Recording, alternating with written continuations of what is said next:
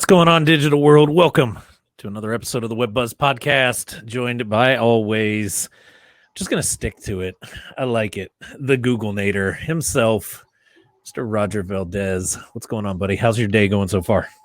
Oh, it's going good, man. I like. We're gonna start sticking with one name. I like it. that one. Yeah, that one. It's got a fun rhyme to it. I don't know. The Google Nader.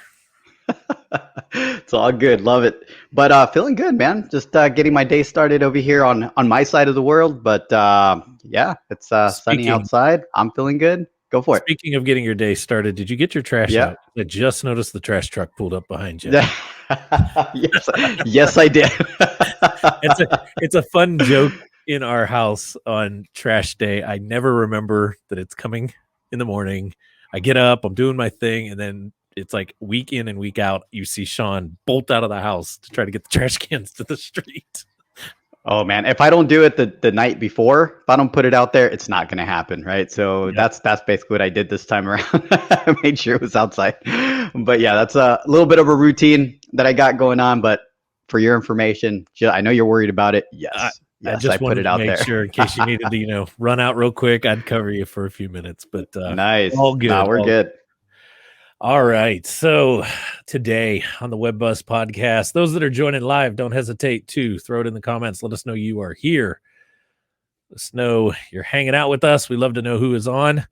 And you might be wanting to throw some comments that are more question-based, because we're going to get into something today that might stir up a few questions. And it's really around this topic of, let's just be blunt, why your blog posts never rank. I get it. You're trying to do the work that you've been told or taught in the past, yet nothing. They seem to go nowhere. So we got a couple of you guys on already. Mr. Roy, what is going on? Hope you're doing well today. But so let's get deep into why the heck your blogs never rank, regardless of what you're out there doing. You're missing a couple key elements.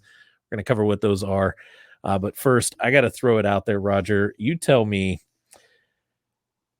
if I was taught to go and copy somebody else's blog article to post it on my site as my blog, giving credit to this other person, isn't that getting blogs done? If theirs is doing well and it's ranking, shouldn't that make mine do well? I hear this all the time in this space, and it drives me nuts. And maybe you can, for once and for all, just kind of squash why the heck we don't do that.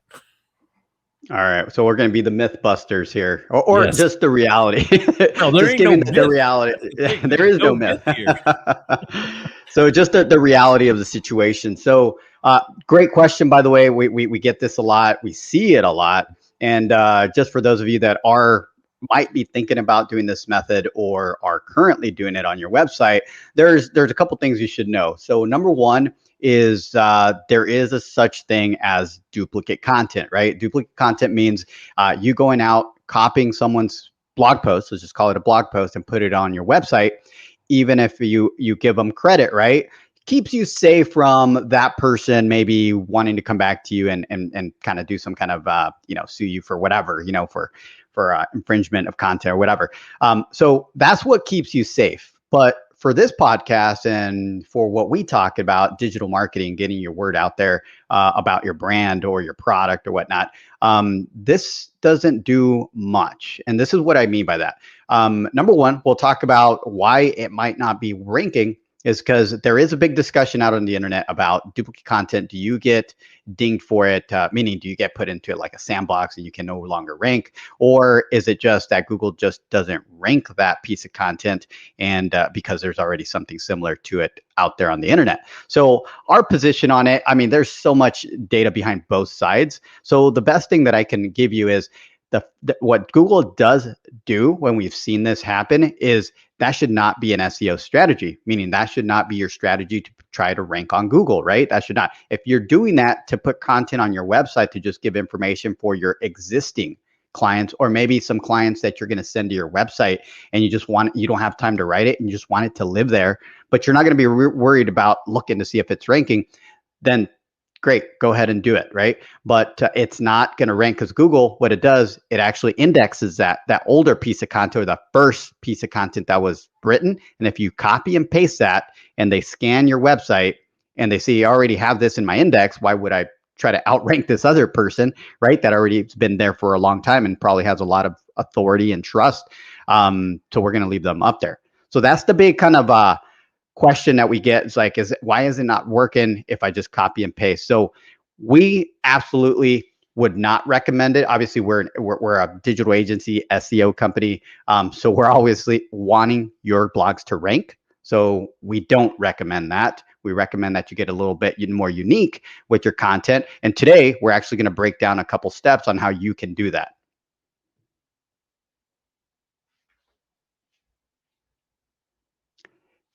And I just had a technical glitch. My mouse didn't want to move. No worries. I was like, wait a minute. Are you frozen or what's going on, Shawn? No, I was trying to get the unmute button. Anyway, those that are on live, throwing your comments in. Mickey, I see you're on a road trip and driving. I'm glad you're tuning in and listening. A few others threw some comments in that I saw pop up there and talking about it. So I'm glad we finally cleared that one up. Stop, folks. Just stop, right? Just stop copying and pasting.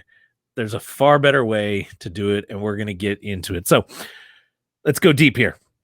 Reason number one that we came up with on why blog articles don't tend to rank, why content, right? And this isn't just around the blog itself, but content in general, when you write it and you put it out there, yes, it goes up in more of a blog form, does not rank. It comes down to, number one, poor structure. I'm going to let Roger take this and go a little deeper into what do we mean by poor structure of that blog article.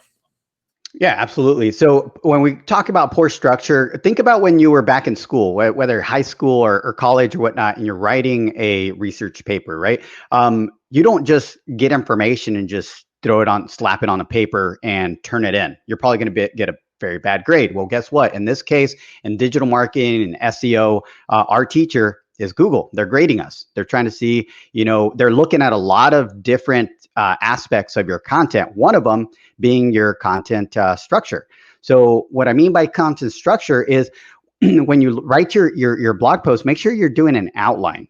That way, when you're writing it, it's telling a story, right? It's telling a story, and it makes sense the way how it's reading from top to bottom. Now, I do want to give a big disclosure on that. This method, this structure, was not that important a couple years ago. The reason now we're talking about it in 2021 and beyond is because, and you hear a little bit about this if you do a little bit of research on Google, but Google's AI, right? What that means, artificial intelligence, is getting very smart. So especially this year, they're releasing more updates where it can understand your content a lot better. So for you guys that are writing unique content, you're structuring your stuff just like a research paper, you guys are sitting pretty, because that's basically what Google's looking for. It's starting to kind of down rank a lot of that garbage content that's out there. It's just kind of putting out there stuff with random keywords and putting up more structured content, right? So for the structured part, why your blog might not be ranking well is probably it's just not organized correctly, right? So that's in regards to the actual content itself. Now, I do want to throw in under the structure is also your website. Your overall website can actually affect the rankings of the pages on your website, overall website. So what I mean by that is the overall architecture of the website. So think about it. When you have a home page and then it's interlinked to maybe the about page, the contact page, and even has a tab for a blog, right? And then those blogs have topics. So there's a way to properly interlink all that content. So you might have a really good piece of content, a good blog post, but if everything is not interlinked correctly, and maybe that one blog is not even associated with the website itself because somehow it's not linked to it. And we see this a lot, believe it or not, it's more of a technical glitch when you do that. But Google just looks at that as a landing page, like a one page, and there's nothing backing it. Google likes more value within a website. So if you don't have the architecture set correctly overall, your good piece of content, maybe you did all the homework, can potentially not rank well because it's not connected with the rest of the site. So that's important to kind of look at as well, Shawn. Absolutely. And on that, I'm going to backtrack it there. When you talk about doing an outline, right, telling a story, I want to emphasize this. The job of your content marketing is to answer a problem, right? To solve your business, at the end of the day, solves a problem in the grand scheme for your audience. The content that you're producing, in this case, blogs, should be answering a element of that, meaning giving some of the information. So how do you do that? Roger nailed it when he said, you tell a story. People will consume stories. They will not consume preaching. I'll repeat that. People consume stories. They do not consume preaching. I can't bark a bunch of orders. I can't bark a bunch of information. Look at this podcast in itself. We're telling a story here, right? We're not flying out of the gate and going, you don't rank because this, you suck here. You got to stop doing this. This is all wrong, blah, blah, blah, blah, blah. Good luck, right? We're telling a story. Here's what the problem is. Here's what we mean by that. Here's how you fix that. And because of that, here's the result, right? I can go a whole lot deeper, but I'll save it actually for one of our other points coming up here. Roger, you get a kick out of that. I actually have to try to keep myself in our silos. Absolutely. So rolling to number 2 on the list, and we're going to keep a theme going here. Poor, because poor can be improved. Poor can always go. Look at credit scores. Poor is the bottom, next is fair, and so on and so forth. So you guys are at poor at the moment. It's all right. We're going to push you up into that mid 600 and get you back to fair. Poor keyword optimization, or we can just simplify this down to just poor keywords, poor optimization of that blog. What do we mean by that?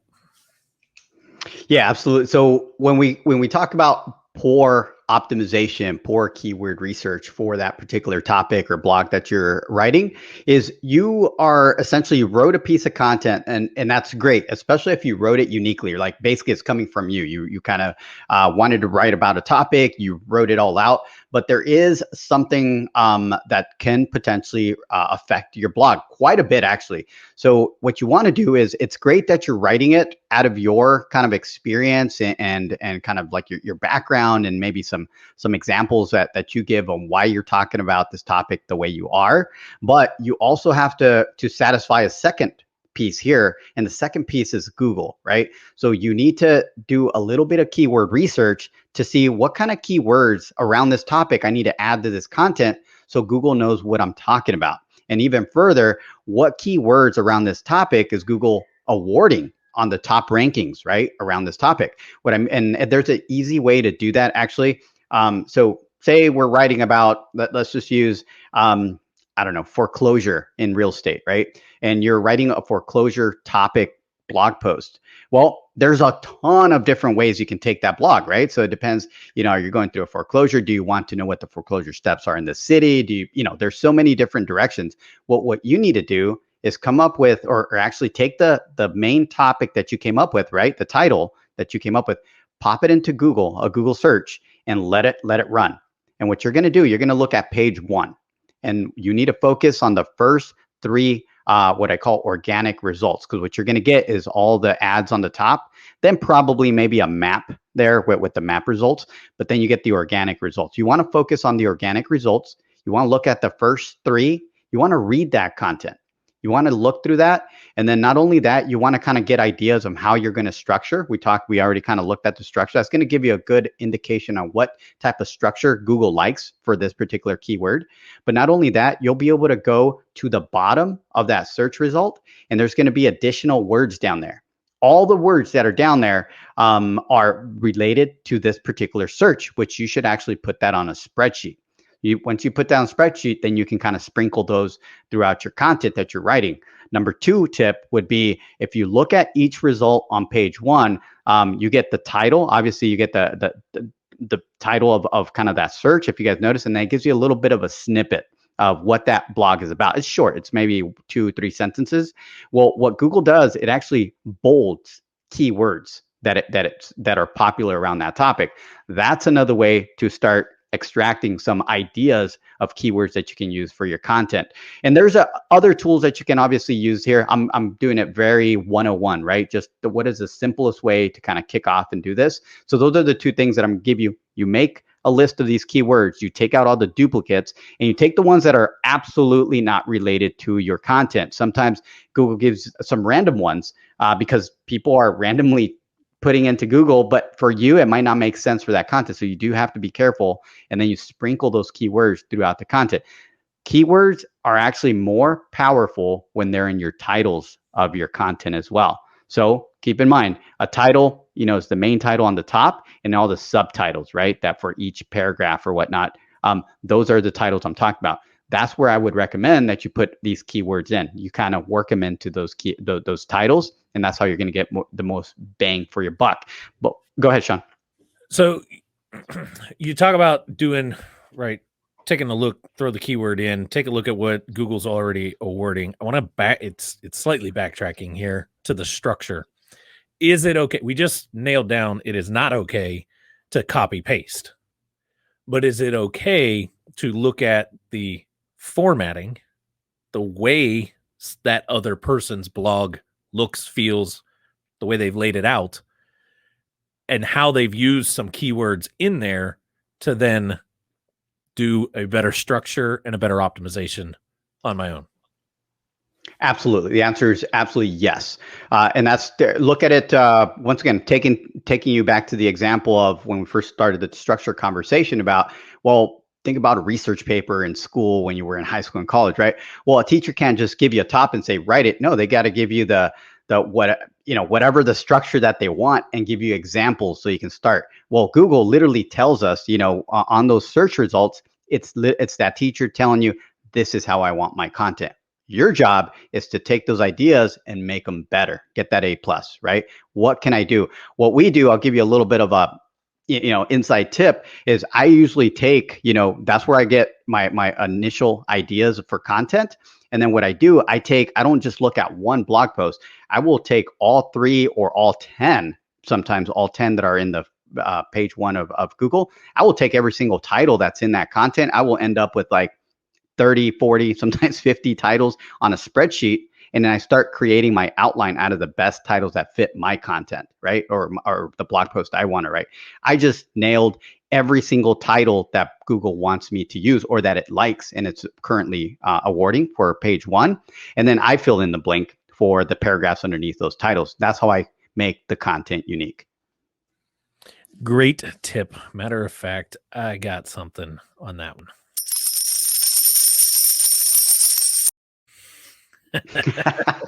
Some gold bars, man. Love it. Yep. Love it. So, all right, moving on to number 3. Poor content. Poor content. And what we mean by this, it's either general, right? Too broad stroked, not specific, or short. And I know this question's going to come out. Well, how many words should it be? Blah, blah, blah, blah, blah. I don't mean short necessarily by word count. It's just poor quality of content. And before I kick it over to you, this is where I was biting my tongue and waiting. Remember, you solve a problem for somebody. That is your job or your business. You solve a problem. Now, your content should teach that prospect how they could be the hero of their own story with the help of your product or service. So even though it's your job to solve it, everybody wants to be their own hero. Think of a movie. Everybody loves the hero of the movie. Nobody loves the villain of that or the bad guy, right? They root for the good one who's trying to come out victorious. Well, we as consumers of products and services, we're rooting for ourselves to get through this. We're looking for how can I get through this, not who can get me through it, right?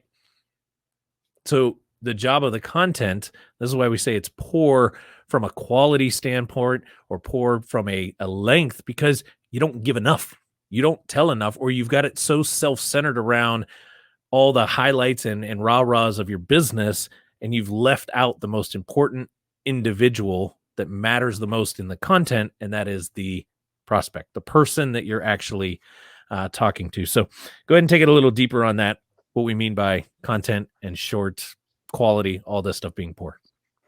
Yeah, it goes to user intent, right? We had an episode last week talking about user intent, and it comes back to exactly, don't write it from the standpoint of your standpoint. Do a little bit of research. What are the questions out there around this topic that your particular client, user of your product or whatnot wants to know, and that's the perspective that you should be writing your content. So when we talk about how long this content is going to be, is it short content, is there long form content? It really depends. That's kind of a hard question, because number one, you have to kind of see, once again, what Google's awarding. So a good way to kind of find out how many words you're actually going to use for this particular blog post or this topic is to actually do a Google search around that topic. Find the top, go to page 1. And I keep saying page 1 because a lot of people don't realize there's page 2, 3, 4, and so on. Just about to say that. Right. Yeah. But that's why I make sure page 1. Don't go beyond page 1. That's not that it's garbage content. It's just that's what Google's award. And that's where you want to be, right? Page 1. So why would you go to page 2?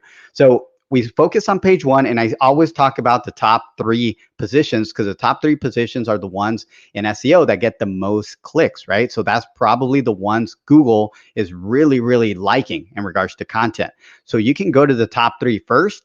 There's a lot of applications out there. This podcast not to kind of introduce applications or softwares, but there are some softwares that you can literally pop in a website and it'll tell you how many words that particular that particular blog post has. So I'll let you guys do that research on those applications to run that. But what you want to know is how many words do these top blog posts have? And then what you want to do is take an average of the top 3, right, rankings. Say each one of them has 800, the other one has 1,000, and the other one has 1,500. Well, you're going to take an average and make sure you're within the highest number. Sometimes if you can have more, then cool. Not that you're, in some subjects, do you need every single word, right, to be more? And if it's just kind of adding non-value to the content, that's going to be up to you as well. That's why it's a hard topic. But what I like to do to stay safe, we write more.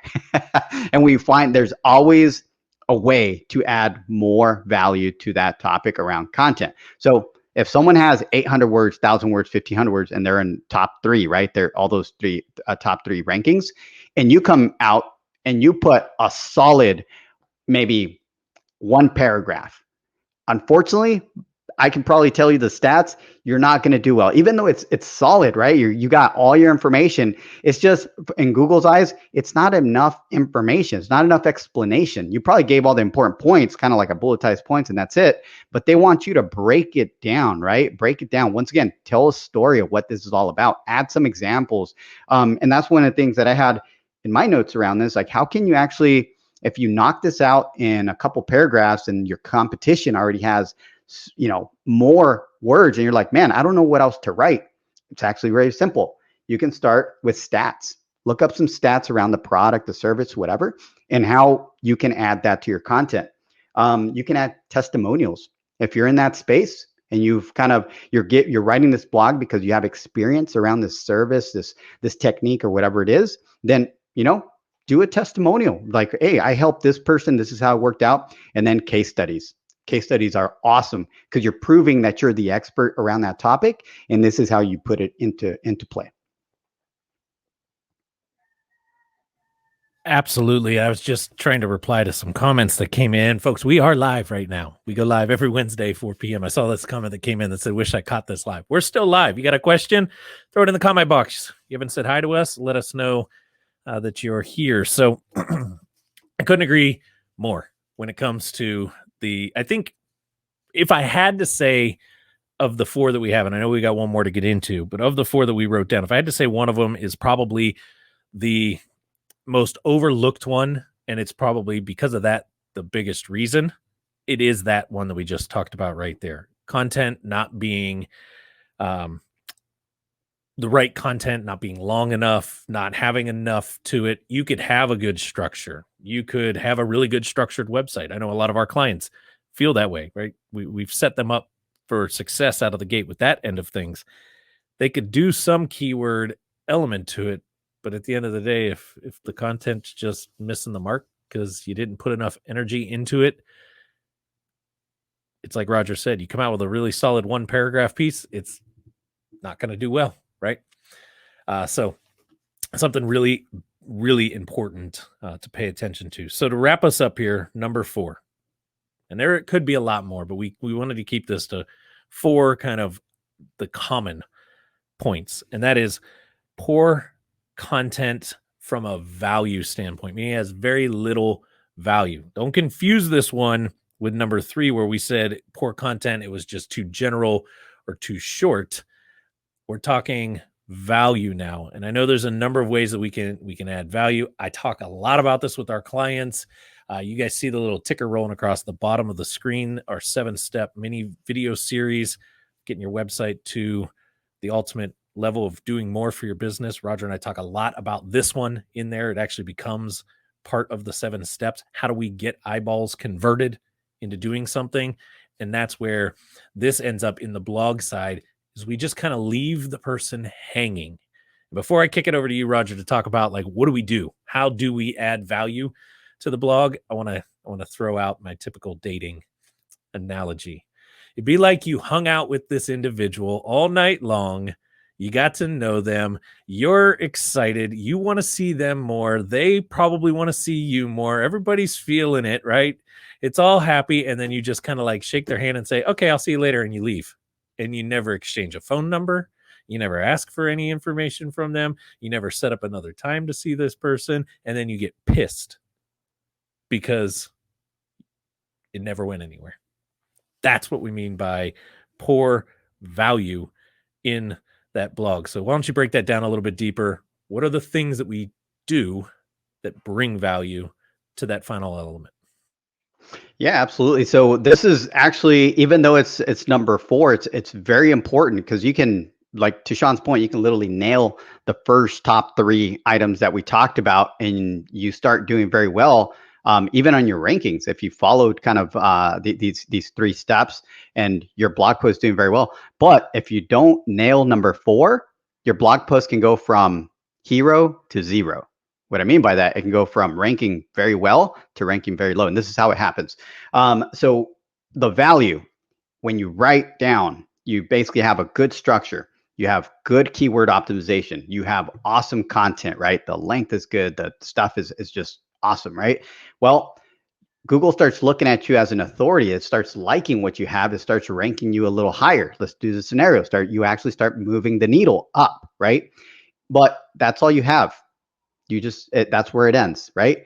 People start coming to your website, reading the content, but there's nowhere else to go. They like it, but they don't know what else to do, right? They're a little confused. They want more. They want to know about you. They want to know what the next step is, and you don't have that. We call those call to actions. There's nothing there. There's nothing visual that's holding them there even, right? So that's where people start what's called a bounce. They start leaving your page. So if Google starts seeing that too many people, Google starts ranking you higher, but too many people are leaving your page too fast because there's not enough value on there, there's not a next step, then it says, man, it's like, it's great that you have good content, but I want my searchers to have something more value, right? And if there's a competitor that's nailing number 4, which is the value, then they're going to rank them higher than you. So it doesn't mean that you have bad content, bad structure. Someone just doing it better than you. They outworked you, right? So let's teach you guys how to outwork them. So some of the examples that you guys can add to your blog post to make sure that you stay on top when you do everything right, everything else right, is one of them, you can do a video. You can actually add a video about that topic. We do this a lot. We'll write a blog post about a topic. We'll actually take the same title and the same concept, and we'll do basically a synopsis or a quick explanation video, put it on that client's YouTube channel. We'll optimize that with the keywords, right? We'll put a description and put a backlink, basically a link back to that blog post. But then we take that video, we embed it on the YouTube or on the blog post itself. So what happens there, just with that little tip there, is if someone comes to your website, they find your blog, you did everything right, and it has a video on there, most people nowadays, they tend to click on that video to get a quick information. Instead of reading that whole blog post, they might just hit the video to watch it. Well, guess what? That video will keep them on your website longer. because they're sitting there watching it. Google loves that. Time on page. That's one of the ranking factors. So that helps you kind of retain somebody on there longer. So then when Google runs its stats, it says, man, people like this blog post and they're staying on it quite a bit. We're going to continue to rank it higher, right? The next one, images. Visual images, right? Images that people can relate to about that topic. It's okay to use stock images that you buy or you get from a free platform, but keep this in mind as well. If you're using them, that means thousands of people are using them as well. So if someone lands on your website and they're reading your content, very interested, but they see the same pictures that they've seen on other blog posts, so they're like, this guy is not really unique, right? That can cause bounce as well. So you got to be careful on the type of images that you use. Keep in mind, you can still modify some of these images on Photoshop or any type of other platform that you have for images. So add something, even if you put a gradient over it with your logo and phone number, that's already making it different. All right, but the best thing that you can do is actually take your own photos. Maybe it's a team photo to give them a relation between kind of the brand and who actually owns the company. The other thing is you in action doing that particular method. So if you're teaching someone how to paint a car or how to tie your shoe or whatever it might be that you're kind of writing your blog about, then maybe you add a picture, a couple pictures of the person doing it in action, right? Those are unique pictures and it kind of keeps people engaged. The other type of graphic would be like an infographic that kind of shows the process of whatever you're trying to explain.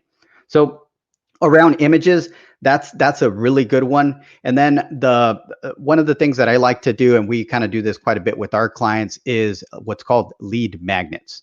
Basically giving someone a call to action, something to do, a next step of you read through this content, you really like it, opt in here. Now that you kind of like this, if you want, opt in and get something for free. I'm going to reward you, Mr. Visitor or Miss Visitor, for coming to my blog post. I'm going to give you something. And it has to be of high value, right? It has to be something that's related to that topic that you're going to give. And that helps you because someone opted into something and they're going to get something back. So that's huge. Once again, they stayed on the website, they read your content, and they get something back. Google, once again, if it's a conversion like that, they love that. Okay. And then the final thing that I have here, that's a quick tip for you guys. That's easy is, let's say you're just getting started with your company or whatnot. You're writing this first blog post and you're like, man, I don't have all this stuff, right?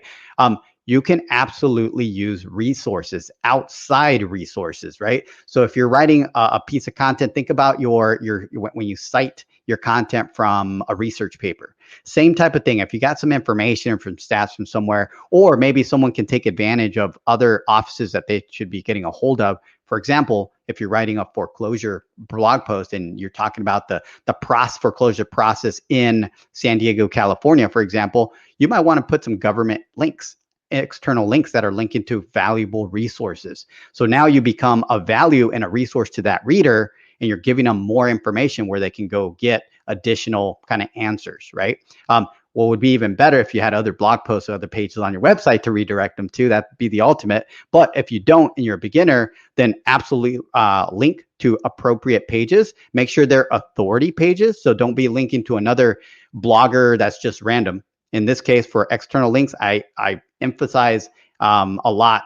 Make sure you're going to authority websites, meaning a government website, education website, or someone that's very, very kind of known or already has a lot of authority online around that topic. So those are the things that you can kind of add to your blog post to add more value and retain more people on the page. It was funny while you were saying that.